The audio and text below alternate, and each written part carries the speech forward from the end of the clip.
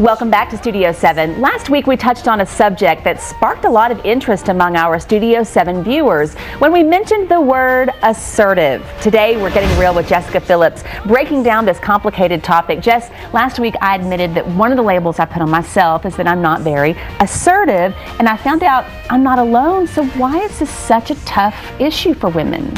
Well, you and I were talking this week, and I think you hit on it because you said we're so consumed with telling our little girls, especially, be nice.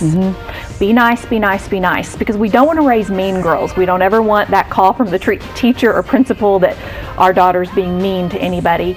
And somewhere along the way, that translates in us as young adults, young women, that we're not supposed to ever assert ourselves. And I think that's where the breakdown becomes a new label that I'm not assertive. Yeah.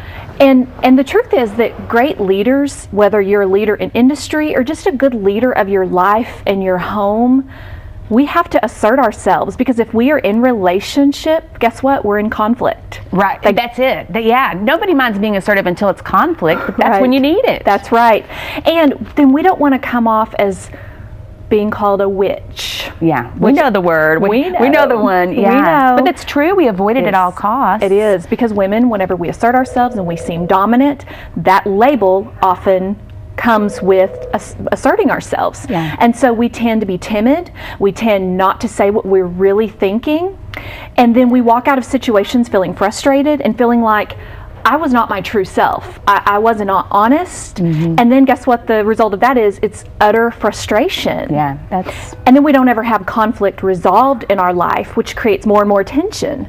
And so we've got to learn to assert ourselves. And for a lot of us, that is truly a learning process, even in our 30s. Yeah, so you've done some research, and I love this. I sat in a workshop with you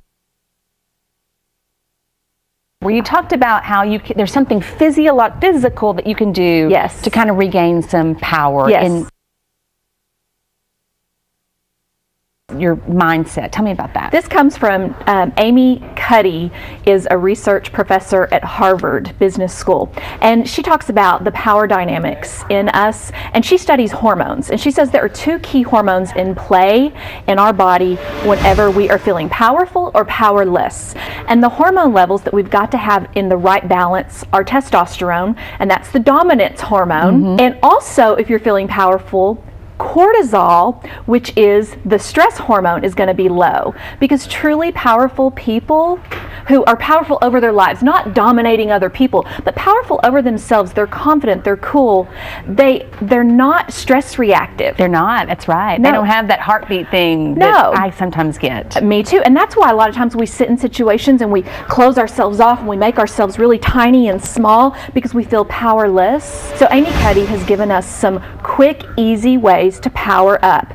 If we will get alone for 2 minutes and pose in what she calls a power pose, and this one's been called the Wonder Woman, but it's standing and putting your hands on your hips. This is simple, this is easy, but it actually raises your testosterone and it lowers your cortisol, so that when you walk into that situation, your hormones are in the right balance for you to be calm, to think clearly, to respond well, and to really be known. So get ready, because Permian Basin, you're going to be walking around seeing a lot of women in power poses over the next week. That's right. We want to hear from you, so let us know. Give it a try. Give it a try. Facebook us, Twitter us, tweet us, Instagram us. Let us know how your power pose works.